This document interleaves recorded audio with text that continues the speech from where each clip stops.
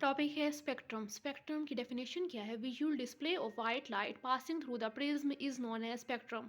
Spectrum दो तरह का होता है, continuous spectrum and discrete atomic या लाइन स्पेक्ट्रम। कंटिन्यूस स्पेक्ट्रम क्या है? There lines are not markedly separated, यानी उसकी लाइंस जो है सेपरेट नहीं होती, बैंड्स जो हैं एक दूसरे में मर्ज हो रहे होते हैं और उनकी कोई शार्प बाउंड्री नहीं होती। जैसे हम एग्जांपल ले लेते हैं सन स्पेक्ट्रम में रेनबो की। इसी तरह दूसरी टाइप है हमारे पास डिस्क्रीट एटॉमिक या लाइन स्पेक्ट्रम की। उसमें जो है लाइंस मार्केटली सेपरेटेड होती हैं, बैंड्स एक दूसरे में मर्ज नहीं होते और उनकी शार्प बाउंड्री भी होती है। जैसे एग्जांपल आ जाएगी हमारे पास हाइड्रोजन स्पेक्ट्रम। इसी तरह डिस्क्रीट एटॉमिक या लाइन स्पेक्ट्रम की फर्दर दो तरह के टाइप्स होती हैं। पहली एटॉमिक एब्जॉर्प्शन स्पेक्ट्रम और दूसरी atomic emission spectrum. Line spectrum की फर्दर दो टाइप्स हैं, एटॉमिक एब्जॉर्प्शन स्पेक्ट्रम और atomic emission spectrum. Atomic absorption spectrum कौन सा होता है? जिसमें डार्क लाइन होती है और ब्राइट बैकग्राउंड होता है, जबकि एटॉमिक एमिशन स्पेक्ट्रम में bright line and dark background होता है। उसके बाद हम आते हैं सन स्पेक्ट्रम पे। सबसे पहले देखिए cosmic rays, gamma rays, X rays, ultraviolet, visible, infrared, microwaves and radio waves. अगर हम कॉस्मिक रेज से रेडियो वेव्स की तरफ आते हैं तो हमारी वेवलेंथ जो है इंक्रीज़ होती है, लेकिन अगर हम उल्टा चलते हैं रेडियो वेव से कॉस्मिक रेज की तरफ आएँ तो हमारी एनर्जी भी इंक्रीज़ होती है, फ्रीक्वेंसी भी इंक्रीज़ होती है और वेव नंबर भी इंक्रीज़ होता है। इसी तरह विजिबल में हमारे पास 7 कलर होते हैं वेव गायर से, जिसे हम रिप्रेजेंट करते हैं वेव गाइड, जिसमें हमारे पास रेड की जो है वेवलेंथ सबसे ज़्यादा है और वॉयलेट की हमारे पास फ्रीक्वेंसी और एनर्जी सबसे ज़्यादा है। अब हम आ जाते हैं स्पेक्ट्रल लाइंस या सीरीज़। हमारे पास टोटल 5 सीरीज़ है, Lyman series, बामर, Paschen, bracket end fund series. उसके बाद हम इसका रीजन लेते हैं कि किन रीजन में ये सीरीज़ पाई जाती हैं। लाइमन का है अल्ट्रावायलेट, बामर विजिबल, पास्चन इंफ्रारेड, सबकी बाकियों की इंफ्रारेड ही है। उसके बाद हम लोअर शेल, जहाँ से ये जंप करना स्टार्ट करते हैं और अपर शेल की तरफ जाते हैं। लोअर शेल इनका 1, लाइमन का 1 से जाता है, ये 2 3 4 5 6 7 में टोटल इसकी स्पेक्ट्रल लाइंस 7 है। उसके बाद बामर जो है 2 से स्टार्ट होता है और 7 तक जाता है और टोटल स्पेक्ट्रल लाइंस 6 है। पास्चन का जो लोअर शेल है N1 है वो 3 है, ब्रैकेट का 4 है और फंड का जो है 5 है। इनकी टोटल स्पेक्ट्रल लाइंस भी दी गई हैं आगे। पास्चन की 5 हो गई, ब्रैकेट की 4 एंड फंड की 3। उसके बाद एक most important question, the limiting line of the Pfund series is Brackett series and the limiting line of the Brackett series is Paschen series. The limiting line of the Lyman series is X rays. Limiting line हम कब लेते हैं? जब भी कोई electron जो है infinity से ट्रांसफ़र हो या इन्फिनिटी से जंप करके लोअर शेल में आता है, तब हम उसकी लिमिटिंग लाइन लेते हैं। Limiting line of the Balmer is Lyman and the limiting line of the Lyman series is X rays. उसके बाद हम आ जाते हैं प्लैंक्स क्वांटम थ्योरी। इस चैप्टर में हमारे पास दो तरह की थ्योरीज हैं, एक है क्लासिकल थ्योरी और दूसरी है क्वांटम थ्योरी। क्लासिकल थ्योरी है जो कि रदरफोर्ड ने दी थी, उसके according electrons revolve in an orbit in a continuous manner, जबकि क्वांटम थ्योरी के according electron revolves in an orbit in a discontinuous manner, जो कि बोहर ने दी थी। आगे हम बढ़ते हैं प्लैंक्स क्वांटम थ्योरी। इसमें इसकी इक्वेशन पढ़ लेते हैं। E is equal to H mu, mu जो है यहाँ पे फ्रीक्वेंसी को रिप्रेजेंट कर रहा है, H mu is equal to H C over lambda, C यहाँ पर स्पीड ऑफ लाइट है, लेमडा यहाँ पर वेवलेंथ है और उसके बाद आएगा एच सी म्यू। म्यू की जगह जो हमारे पास आया था C over lambda. Lambda is inversely proportional to the wave number. Wave number को हम जो है रेडबर्ग कांस्टेंट भी कहते हैं, जिसकी वैल्यू है 1.09678 इंटू 10⁻⁷ पर मीटर। उसके बाद हम आ जाते हैं what is quantum number. Quantum number हमारे पास क्या है? A set of numerical values which give acceptable solution to the Schrodinger wave equation of the hydrogen atom. There are 4 types of quantum numbers. लेकिन हम उससे पहले radius of the hydrogen atom की value पढ़ लेते हैं। R1 is equal to 0.529 A naught. हम किसी भी जो है किसी भी ऑर्बिट का रेडियस निकाल सकते हैं, लेकिन अगर हमने शेल नंबर 2 का रेडियस फाइंड करना है तो हमारे पास फार्मूला होता है R is equal to 0.529 into N square A naught.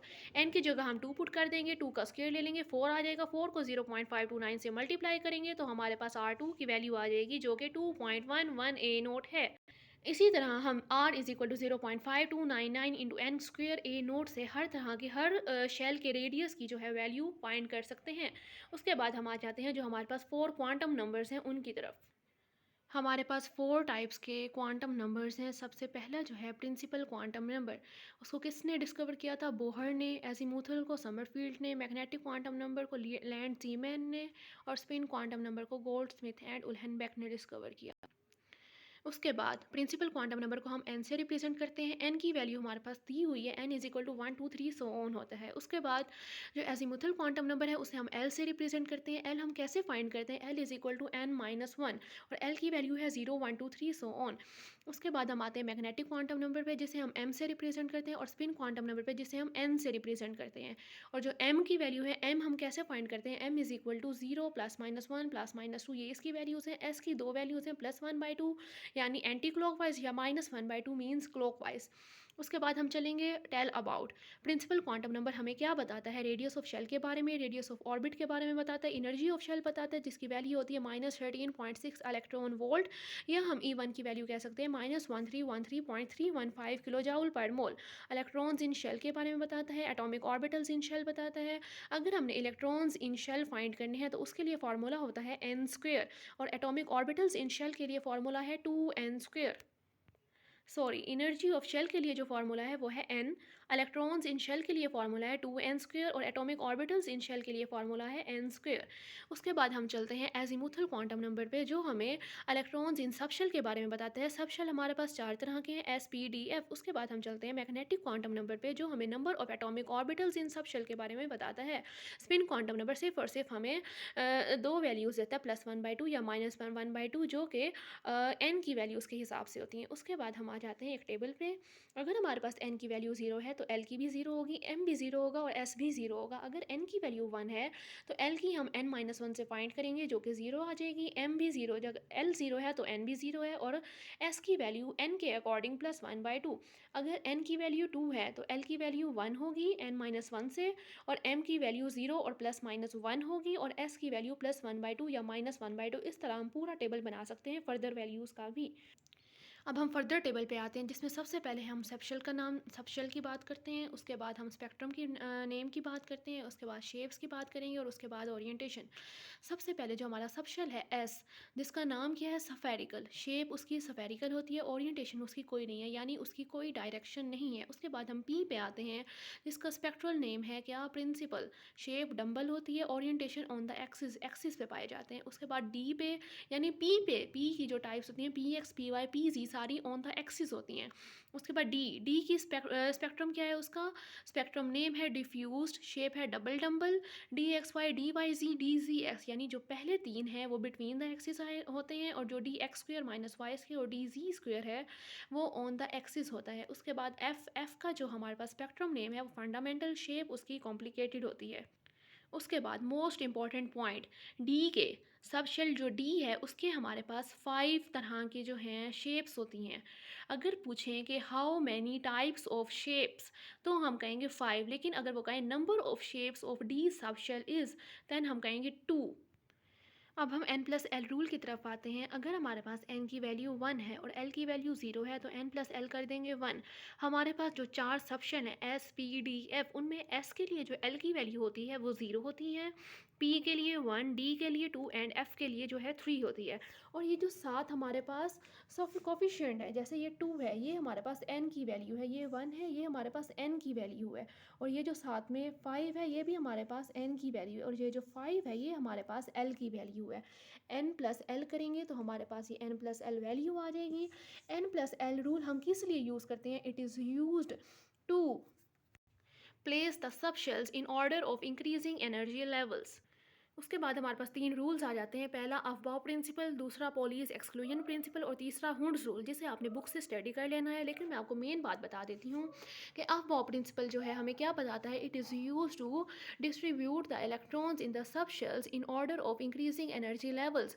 N plus L rule बताता था कि डिस्ट्रीब्यूट द एनर्जी लेवल्स यानी sub shells in order of increasing energy levels, लेकिन अफबाउ प्रिंसिपल में हम इलेक्ट्रॉन्स को डिस्ट्रीब्यूट करते हैं एनर्जी लेवल्स में इन order of increasing energy levels. बाकी जो पॉलीज एक्सक्लूजन प्रिंसिपल है, इसकी जो मेन पॉइंट है वो क्या है कि ये हमें बताता है कि ऑर्बिटल में जो मैक्सिमम कितने इलेक्ट्रॉन्स आ सकते हैं, 2। और हुंड्स रूल का जो मेन पॉइंट है वो क्या है कि इसमें जो सबसे पहले इसका जो मोस्ट इंपॉर्टेंट एमसीक्यू यहाँ से आता है वो क्या है कि it is applicable for the first time for which element, कौन सा एलिमेंट था, वो एलिमेंट था हमारे पास कार्बन। बाकी आप इसे बुक से स्टडी करेंगे तो आपको आसानी से समझ आ जाएगी। थैंक यू, अल्लाह हाफिज़।